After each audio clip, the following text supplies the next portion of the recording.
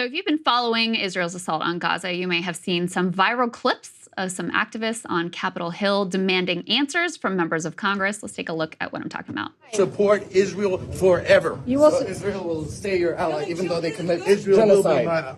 even though that's your term. Can you explain? Even when they kill 30,000 kids, What that they is a did to the statistic. Israeli That's a people statistic. on October.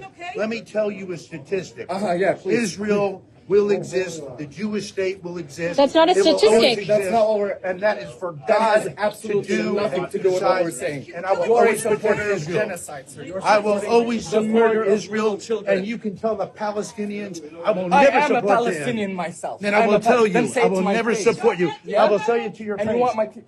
you want my cousins Goodbye to to die. Palestine. Goodbye I will to support Goodbye to Israel. Palestine? Goodbye You want to watch Palestine. Palestine? We will support Israel forever. So No. you are comfortable No, So with... just support Israel. FYI, this guy just said goodbye Always to support Palestine. Yes. Israel. Congressman Sherman, what are your thoughts on the... Would you please get out of my way? Why are you running? Are you afraid of your Why are you running? You are trying to kill every Jew. You're trying to kill every Jew. You're trying to kill every Palestinian, sir. No. You are fun.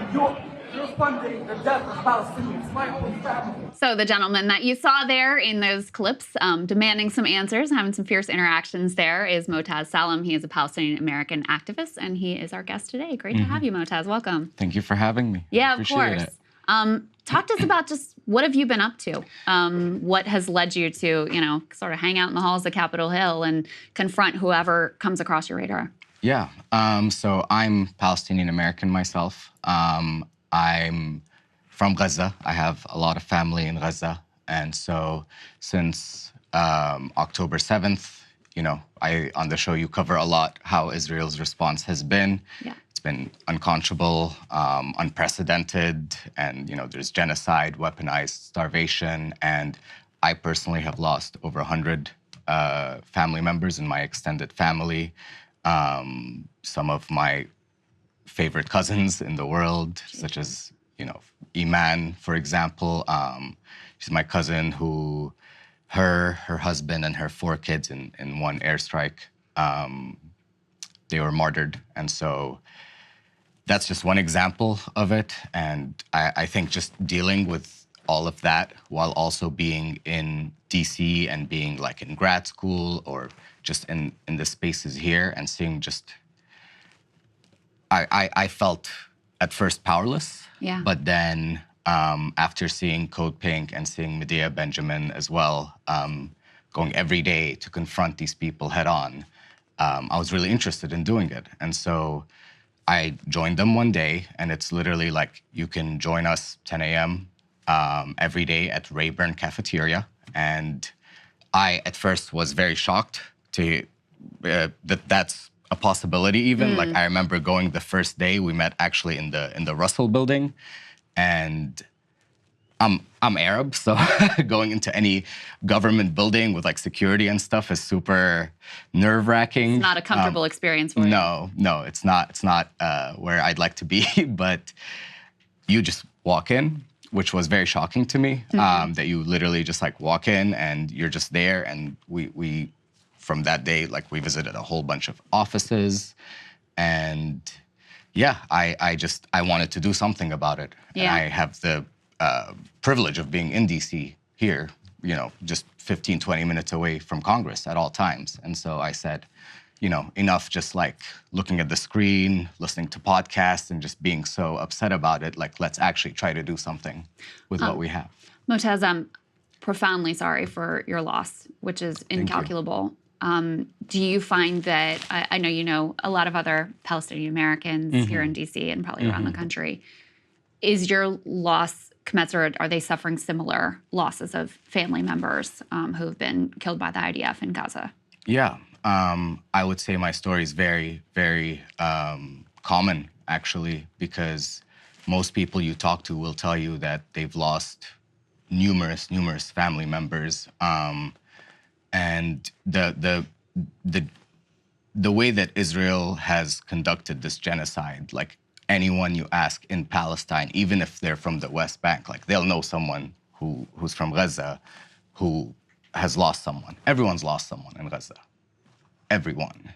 I mean, if for me personally, like when I first got a list of, like my dad literally sent me a list of every name of my cousins who died, or aunts, uncles, and it's, you know, you don't even know how to process it because it's just like names on a page, and there's so many of them, and you know, some of them I was close to, some of them I didn't really know that well, but I would say it's very common. Actually, this has pretty much been a universal experience, especially if you're from Gaza. Have you been able to track all of the loved ones that you have lost, or are there some family members that you aren't sure of their status at this point? I mean, whenever I tell people that I always say so far, like I've lost over 100 so far, because you know, there's still people under the rubble that we don't know.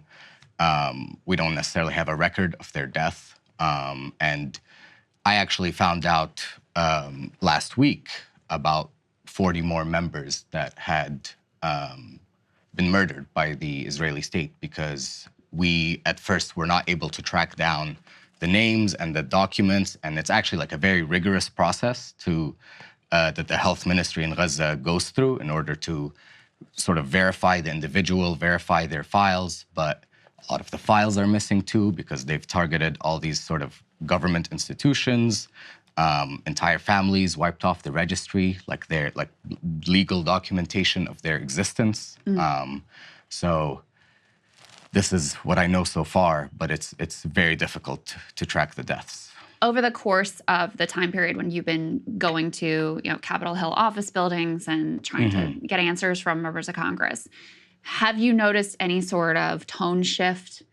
Because you have seen, especially among the Democratic Party, you've seen this rhetorical shift that seems to have been the direct result of activist pressure from people such as yourself. So have you noticed any of that in your interactions?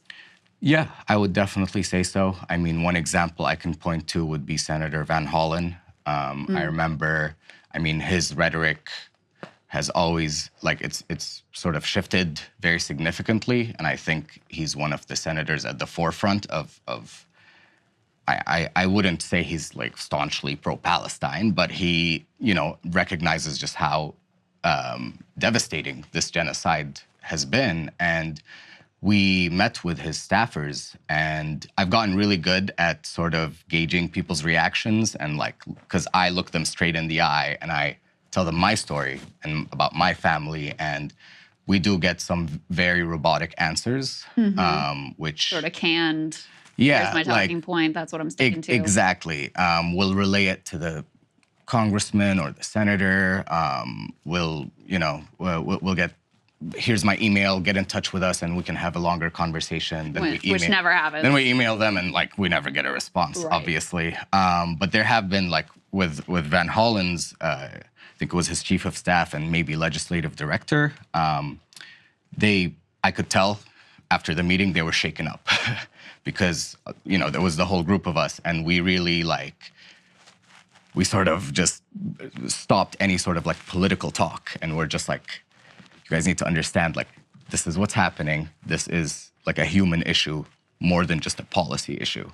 And I think they actually heard us. And since then, and so part of what we, in that meeting was we were disappointed because he gave that whole speech before voting to send the bill to the House from the Senate. So he like gave this whole big speech, which went viral.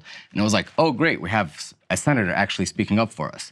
Then he still voted for it. Right. And so we went and we told him, like, we love this speech. He actually went viral for this speech. Yeah. And like, he has this opportunity to sort of be this almost hero in terms of his context for the Palestinian cause. But then he goes and votes. And it's like, why doesn't the policy sort of match the rhetoric? And we really pressured them on that. And I think that's caused him to go even more in that direction towards speaking up for Palestinians. I know there are a lot of people out there who feel, you know, they feel disgusted, they feel heartbroken, and they feel that sense of impotence and powerlessness because even as, you know, we had this large uncommitted vote and protests every day and Karine Jean-Pierre and Joe Biden, they can't go anywhere without having to face protests in the eye. What would your message be to those people who are feeling disheartened about the possibility of having any sort of voice in our quote-unquote democracy? I would tell them that I was there, where they are right now. I thought I couldn't do anything about it. I felt very hopeless, especially hearing about my own family as well as others' families. And I will say, if you have the chance to go to an action, whether it's to join us, whether it's somewhere, something local to you where, you know, there's some pro-Israel congressman. I don't know why I'm thinking Richie Torres right now. That's who popped to mind. Quite.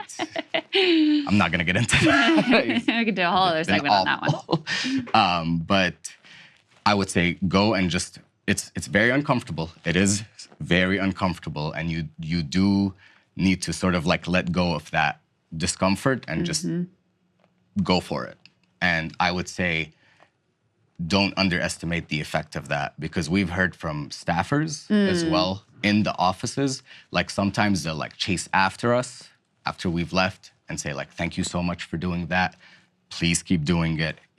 Like they get so embarrassed, especially when we bird dog them, they get so embarrassed. Like, I think like Brad Sherman was really pissed off about like, you know, That interaction. that whole thing, and it went pretty viral too. And so I think don't underestimate the effect that it has. It's not, you know, immediate. Of course. You do it and then, oh, they vote for a ceasefire the next day. It's a lot of pressure, a lot of like not letting them go about their normal life and holding them accountable. We were both at an event the other night at Busboys and Poets, which is where we reconnected, and Professor Finkelstein was there, and I thought he had a good answer to this question as well, which is, listen, if we all do nothing, we know 100% nothing changes. Exactly. At least with this, we have a chance. So, Moataz, thank you so much for joining us today, more importantly for the work that you're doing. Is there somewhere where you would want people to follow you online, follow what you're up to? Sure, yeah. Mainly my Instagram. It's at Taz SDC, TAZSDC. I do a lot of work with CodePink. We do a lot of like bird dogging and visiting offices. We just did a die-in yesterday at Debbie Wasserman Schultz's office. Also not gonna get into that, but I also like, I give a lot of speeches and try to like just share content to really humanize the people on the ground in Palestine, because I feel like that's something that's really missing. People see a lot of numbers and like stats and like data about just how awful it is and unprecedented. But even in looking at all of that, it numbs you out a little bit. And so I'm trying to give sort of, use my platform to give a voice of like, these were real people, real human beings with real lives. This was someone's mundane day-to-day lives. Father, this was their little girl. These were the dreams that they had for the future. Yeah, like my cousin Iman, like graduated somewhat recently with like an MBA, and like she had these lovely kids, and it's all gone. They took it all away. They took it all away, and it's unconscionable. Moataz, thank you so much for being with us today. Thank you, Krystal, for having me. Very grateful. Hey guys, if you like that video, go to breakingpoints.com, become a premium subscriber, and help us build the best independent media organization on the planet. That's right. We're subscriber funded. We're building something new. We want to replace these failing mainstream media organizations. So again, to subscribe, it's breakingpoints.com.